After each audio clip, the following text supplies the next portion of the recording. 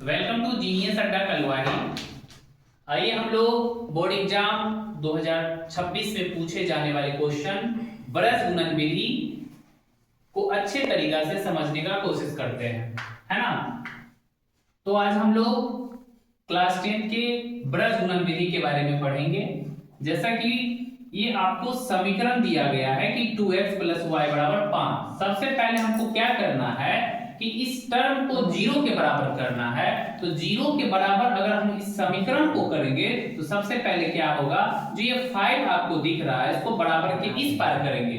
क्यों करेंगे? क्योंकि हमको समीकरण को 0 करना है। तो जैसे फर्स्ट समीकरण का करेंगे वैसे ही सेकंड समीकरण को भी करेंगे। तो इसको भी कर लिए।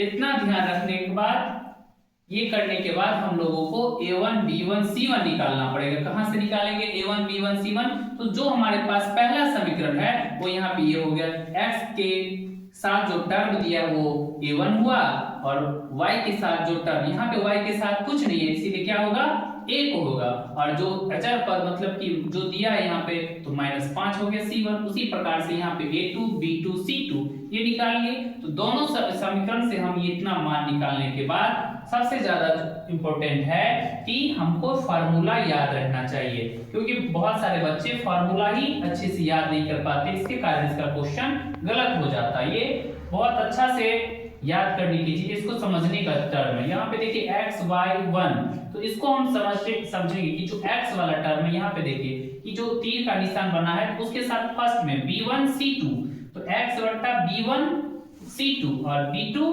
c1, x के साथ फिर y के साथ यहाँ से c1 a2 और c2 a1, फिर एक बट्टा तो a1 b2 और a2 b1। इतना ध्यान रखना कि जिस साइड तीर है उसके साथ कनेक्शन, यहाँ पे आप सिंपल से माइंड में ध्यान रखें b1 b2 c1 a2 a1 a2 और b1 b2। इसको फार्मूला को याद रहेगा। तो ये इतना चीज निकालने के बाद इस फार्मूला में हम पुट कर देंगे सारा का मान, और इसको अगर सॉल्व करेंगे हमारे पास इतना ये टर्म आएगा।